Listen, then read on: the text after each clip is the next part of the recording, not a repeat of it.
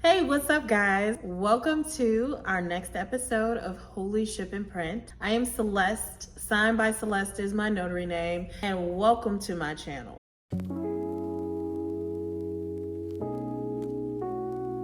Okay, so let's get right into it. I'm just gonna chat about those that are out there kind of persuading people to get into this industry without telling them the real truth behind the curtain and how this actually works and how long it might take them to recoup their investment. I want to talk about the basic uptick in interest in this industry. I do know, and I am aware that there have been people advertising courses and mentorship and things that allow you to get into this industry under their wing and kind of learning what they teach you. But I'm starting to find out that some of that is not being taught in a way in which it encompasses how most people's experience is in different areas of the country in this business. Let's talk about that.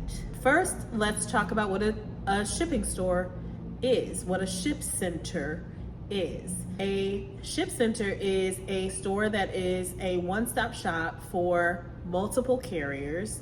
Typically, the main four in the United States are going to be USPS, which is the United States Postal Service, UPS, United Parcel Service, FedEx, which is Federal Express, and DHL. And I don't know what those letters stand for, but I do know DHL is the yellow one, and everybody knows about that for the most part. Those are the four main shippers or carriers that people use in these types of stores. There are many others, like I use one called Polonaise. There's other ones that go specifically to Mexico and different places like that. So you'd have to look into some of those other ones. You could use Speedy. I think On Track is another one. There are lots, but I'm here to talk about the main four because that's what a space like this uses, is those four carriers. Also, along with that, we do other services. We have to provide supporting services to those four carriers in order to be able to run the store, because if we relied solely on shipping, this would not necessarily be a business until it was built and grew for quite some time. So let me start by saying I'm excited for anybody that wants to start a business. I'm excited for anybody that is interested in this industry. I actually happen to love it. But I love it because I had a backup plan. I love it because I had income that I was still able to funnel into this business while it was growing. And when I say while, it is still growing. It is still at a level where it needs to grow more in order for me to foresee myself being here beyond the initial 3-year lease that I have. I do want to say, if you make a plan to get into this business, it potentially needs to be at least a 5-year plan, and the projections may not be exactly what you're looking for in the beginning, but I believe that you can increase them with great customer service, with great marketing, and with perseverance in order to make it through the different seasons that are slower and the seasons that are more abundant for you. So you just want to be able to prepare in the right manner in order to succeed in this business. So I just want to start with that so that you don't think this video is going to be all about why you should not do a shipping store, or why you should even. It's going to be more about the fact that it does take a lot to make a store like this become either a career or a retirement plan. Let's talk about some of the supporting services. One of the main ones I want to speak about first, and this has just become one of my favorites in recent times, because you can do this inside the store. You can do this as not a hustle, but a side job outside of the store, and that is notary services. Locations like these need a notary. One, because most of us have some sort of mail receiving. Obviously, if we are a shipping store, we also receive. So we are going to have a mail receiving agency, and we use 1583s in order to be able to legally receive our client's mail, and that particular form has to be notarized. So that's reason number one, because if you're bringing in clients that need a document notarized, you should be able to provide that service on site. The second reason to be a notary is because you're a FedEx and a UPS store now, and those locations, the larger or independent stores, have notaries on site. You don't want to be the UPS or FedEx that they look up that does not provide a notary service. It's a very easy and lucrative way to bring other people in. There are so many people in my area anyway looking for notary services because their banks do not provide services through them for free, because they can only provide certain documents while you're in their presence. They don't do typically real estate documents or other documents that are similar. Let's talk more about what the store is, what it can provide, and also the best ways to get started in this industry. Secondarily, for me, aside from notary services, I am focusing on printing. Printing is major in this business. At one point in time, I was not focused on printing because I was thinking, hey, well, black and white copies are only paying me 20 cents. That's not a whole lot of money when you think about cents, but it is if people print enough. Anything in moderation is not going to necessarily be enough in this business. But if you can get an abundance of customers that want that same service, then no matter what the initial cost of it is, it can definitely be fruitful. For me, that realization came actually on New Year's Eve. Someone reached out to me from a law office and they needed to print 1,200 black and white copies. It was different pages, different documents from booklets, and it just turned into 1,278 pages, I believe. So that got a decent amount of money for us, and we were very pleased with printing. Actually, I'm saying that incorrectly. It was $1,278 because it was 5,000 pages. It got pretty serious for me when I got a 5,000 page print job, and that was a little over $1,200. And so I spent maybe 10 hours making sure the printer didn't jam and things like that. But that 10 hours was very lucrative because more than 2/3 of that was profit. I would like to say printing would be the thing I would focus on if you are new to this industry and don't have a whole lot of experience with the shipping aspects of things. If you're not comfortable yet with your notary services or promoting those, I also believe that you should add other things that you can do. I have heard of people adding lottery services, definitely heard of people doing license plates. That's one of the things that I went and got certified for. So you can do lots of other things that you can bring into the business. One of the other main services that people bring in is fingerprinting. I went above and beyond when it came to adding additional services just because I really believe that we have to diversify in this type of business in order to stay in business. And so yes, essentially I want this to be a FedEx, UPS, USPS ship center.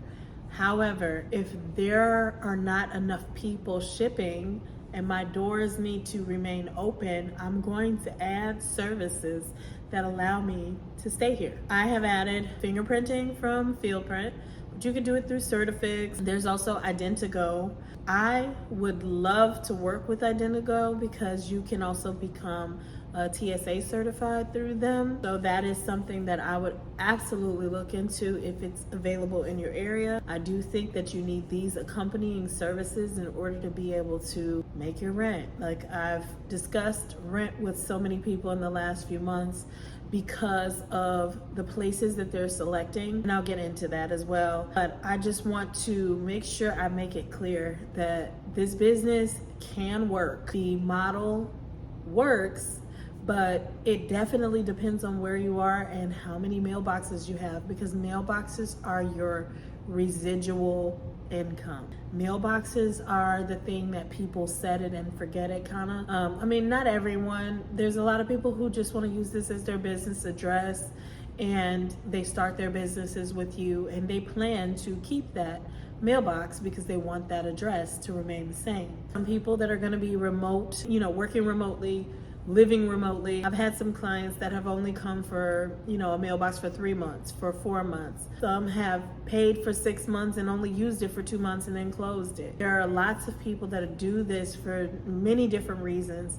And that just means that the industry could also be very fluid, because if those people who are just doing 3 months or 6 months and not using it or canceling it happen more often, then you're gonna have a lot of clients, but that clientele's tenure with you is very short. You wanna make sure you're trying to get business clients where they're actually starting an address, using your address so that they can get verified for a real address. All of those things matter because that helps with longevity. It makes it so you're not just getting a lot of people starting a mailbox subscription with the company and then forgetting about it in a way which they don't need it, or they forget that they even tried to start it and they've done something else, so they don't need it. You want to make sure that you're understanding that this could be lucrative if you get enough clientele, but it also can be very fluid where people come and go and they are not long-term tenants, so to speak, of your location. With that being said, I want to talk about just a couple of other things that came up about whether or not, most of the people who have started these stores are employees of these stores. At least in the beginning, for the first year or two, they work in the store. The reason for that is because there's not a whole lot of profit margin. And in order to build the store from scratch and build up the amount of profit margin that it takes to hire someone, you've got to work in the store. So is this something that you're going to be doing yourself? It will be if you don't have an investment to pay an employee, whether you're making money or not. So yes, it is something that you will be doing yourself. Are there dedicated hours to doing it? Absolutely. If you plan to be certified to have an ASO account with UPS, so you want to be a ship center with UPS, you are going to need to have the hours of 9 a.m. to 6 p.m. I would say, I don't know if that's Central Standard Time or Eastern Time. I think that's everywhere. I think it's across the board, 9 a.m. to 6 p.m. That's what they require. So each company has their set of, rules, and you have to have those dedicated hours that they request and require in order to keep these locations, in order to start these locations. So make sure that you are prepared to literally work for yourself, but work a 9 to 5 plus, because you're probably gonna be open on a Saturday, and some of us are gonna be open on Sunday. So yes, you need to understand that this is a job that you're creating. It's not just a business that you're creating that can run itself. You have to be open for the certain set and dedicated hours that these carriers request from you. So for me, that was one thing it took me some time to get used to. I have a car audio shop, I have a window tint business, but I've run those for the past 20 plus years without having to be tethered to those businesses. Yes, in the beginning when I was growing those businesses and people were getting to know those businesses, I had to put in the work to be able to, grow the business to a point where I did not have to be there all day and all night or during all of our open hours in order for that business to run. It started to run like a well-oiled machine, and I no longer had to be attached. With this business, until I train my replacement, I have to be attached. So I definitely created in my 40s, after running businesses since my 20s, I've created a job for myself. I created a place that I have to be at a certain time. I have to remain there for a certain time. My doors need to be open and somebody's got to be working. So at this point, until I hire someone, it's going to be me. So I understand that. I don't have a problem with that, which is why I created the environment that I like, because if I'm gonna be here, I need to enjoy it so that I don't resent my decisions. I made the space nice enough for me because I would like to enjoy my time here. Yes, you're gonna work for yourself. You're gonna be an employee. You're creating a job. You're gonna have to be here. You're working hours similar to a 9-to-5, but a little bit longer, because you also need to be open on Saturdays or Sundays in order to make enough money to survive the week. Let's get to the conversations that I was having with other people. There are multiple ways to start this business, okay? One is to bootstrap it, and that is to pay for everything yourself, trying not to use loans. You would be using your savings. You would be using whatever 9-to-5 you still have. You would be using a paycheck. You'd be using what you have to open this business and make it work. That is the choice that I made. I decided that I did not want to pay somebody hundreds of thousands or tens of thousands of dollars in order to give me a jump start in this business. So I decided to put in the work. I started doing what you're doing. I watched YouTube videos.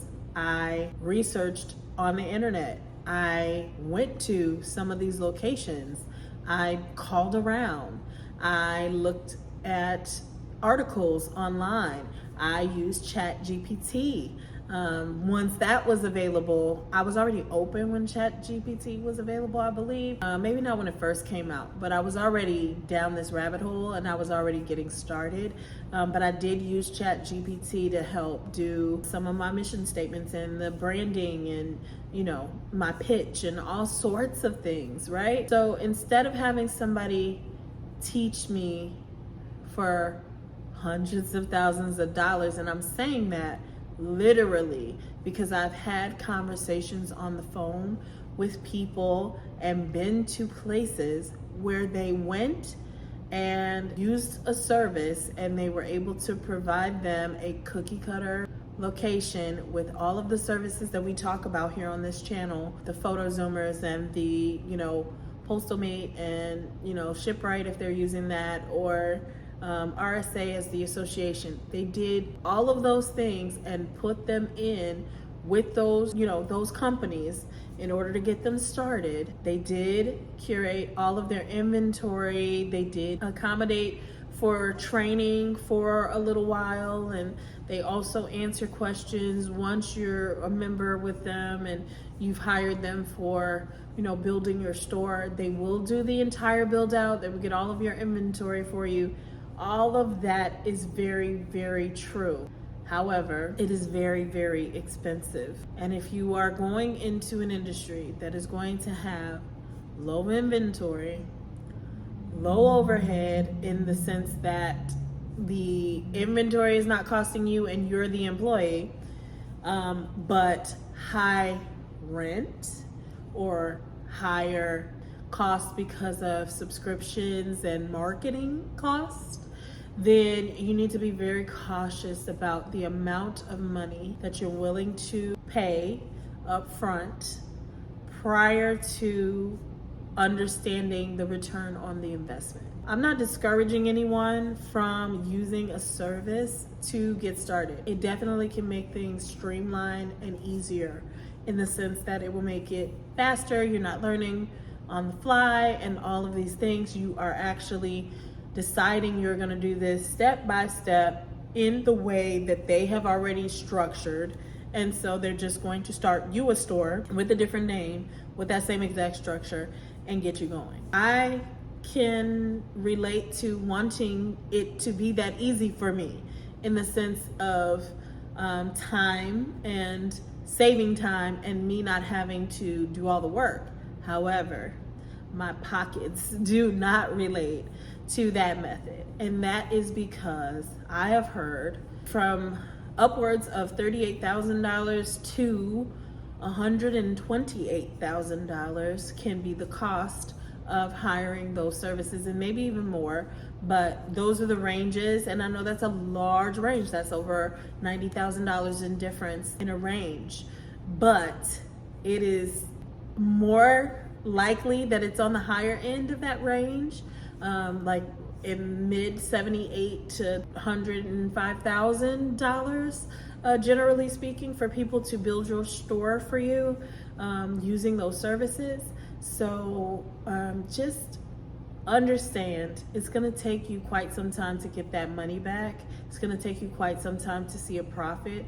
It's going to feel a little bit like a squeeze if you are the one working and you're not seeing those dollars be replaced quickly enough. So be cautious about that. Consider bootstrapping. If you don't have it, understood, that's not the way to go for you. But maybe think about starting slower, rather than jumping all in and doing a main street storefront. Maybe you want to do something in an industrial park that's less rent.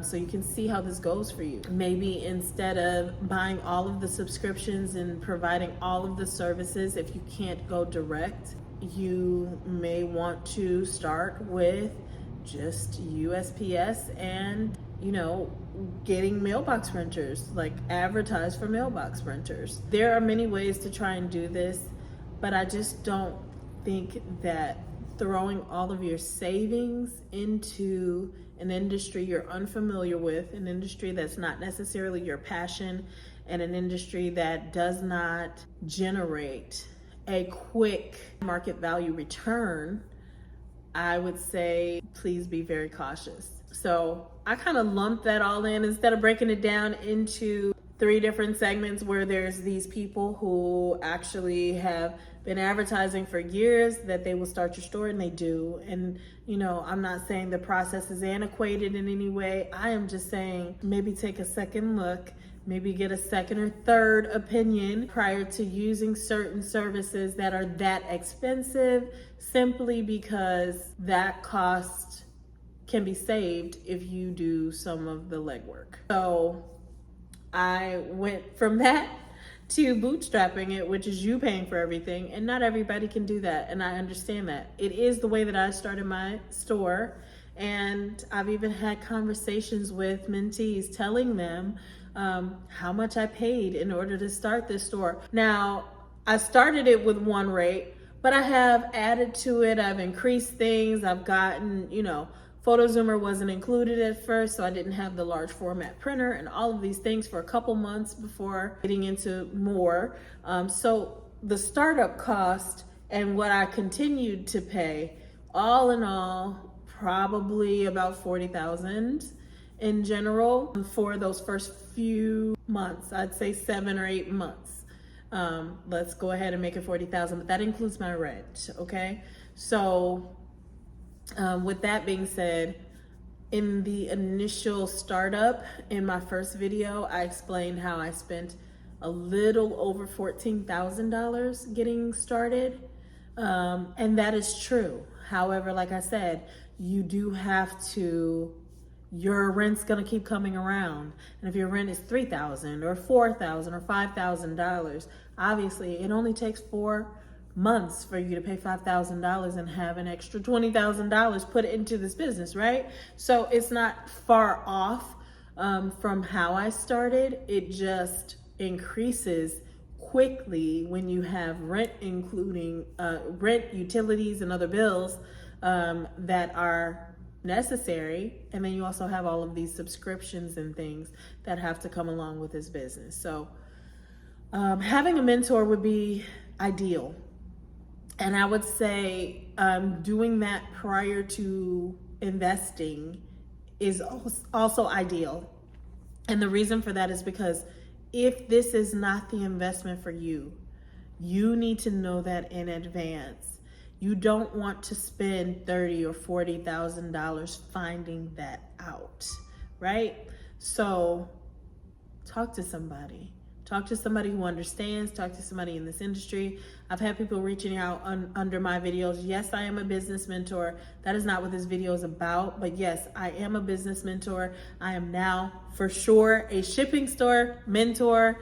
I can absolutely do any business, but I specifically have insight into car audio, window tint business, day spa, DNA, notary services, the shipping store, and basically virtual assistants and other, admin sort of, and graphic design. So those are the things that I'm an expert at. Those are the things that I can mentor you for.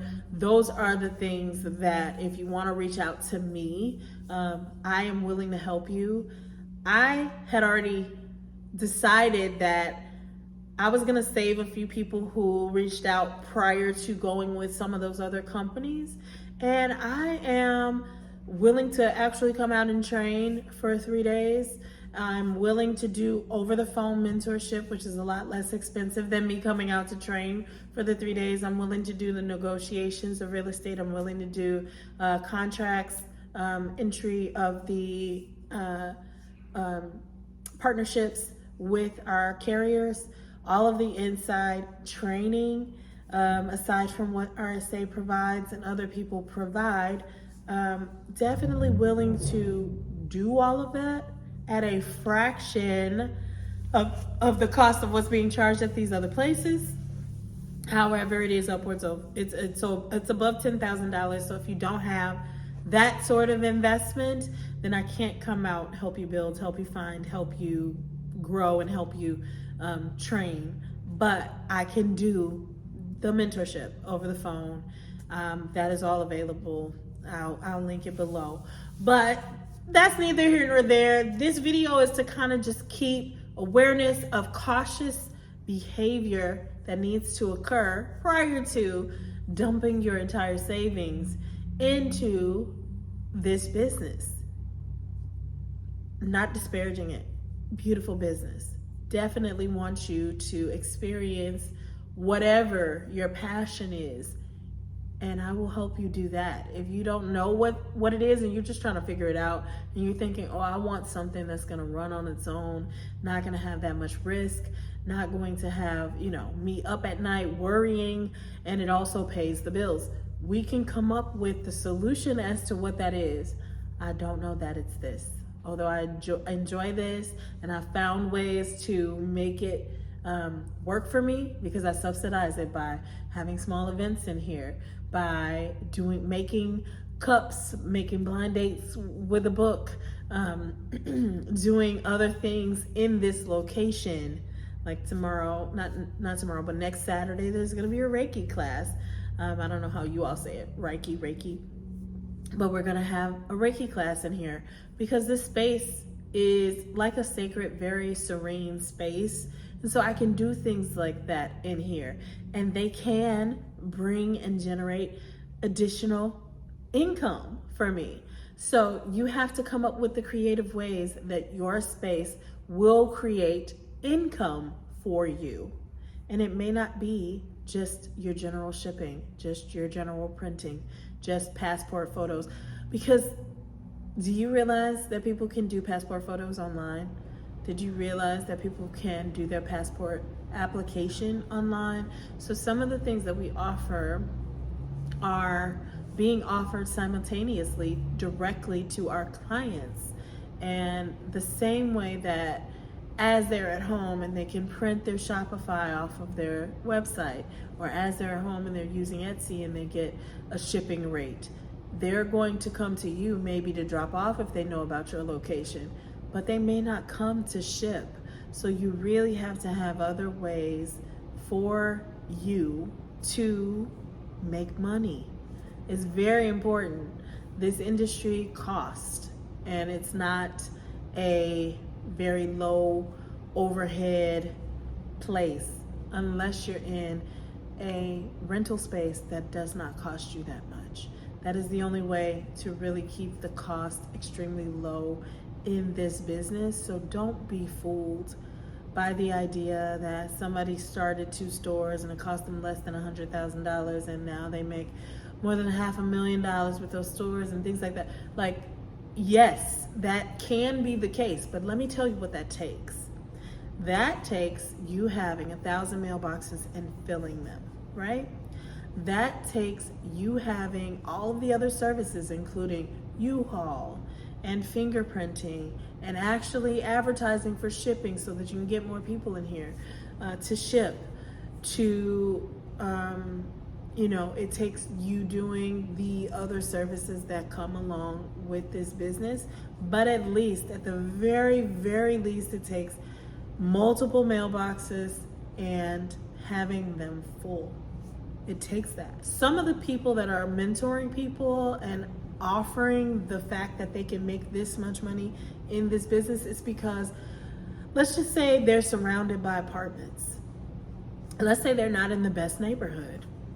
Those two reasons alone will generate business in this industry. So if you are looking for a place, my suggestion would be to look for a place that has a lot of high rises and or smaller apartment buildings. And I'm gonna say smaller ones because some of the high rises provide services similar to this.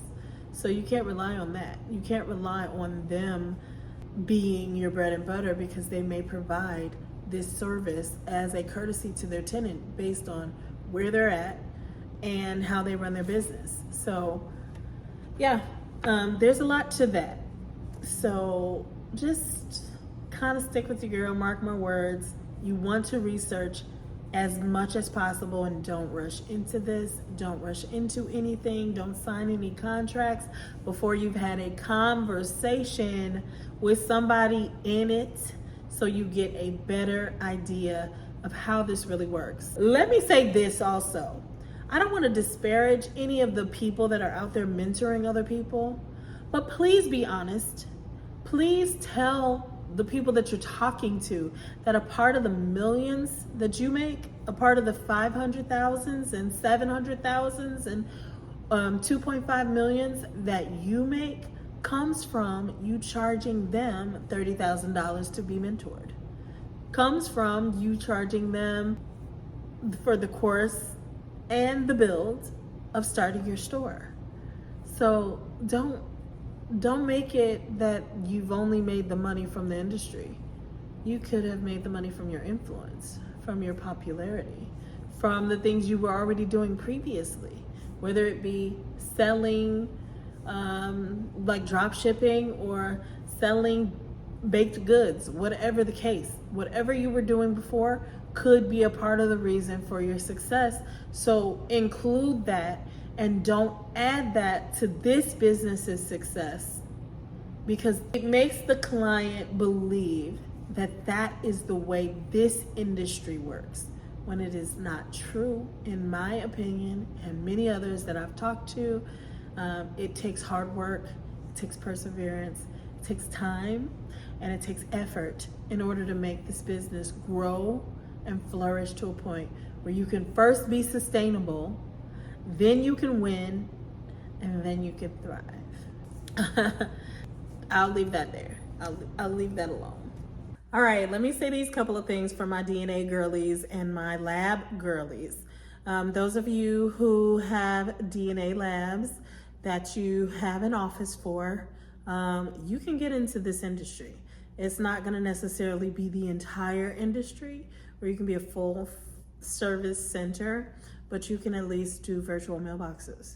So if that's something that you're interested in, something you need some help doing, reach out. I'm definitely not going to gatekeep. I also can mentor in that area. Then we also want to make sure that anybody that is just looking for something to add to their business, you can also add items similar to this to your business. So if you have a notary service in your mobile, you can add ink fingerprint cards to your business. So you can do that in most places without certification. You can do ink fingerprint cards. So consider adding that. Consider adding non-DOT drug testing and breath alcohol testing. There are two different ways to do this. One where you don't have to be certified and you can use a certain machine that's not $1,500 to $2,000.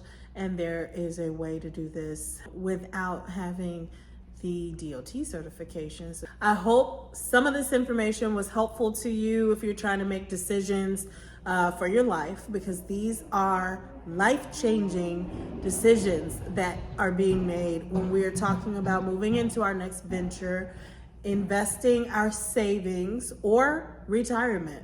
So let's just take a deep breath.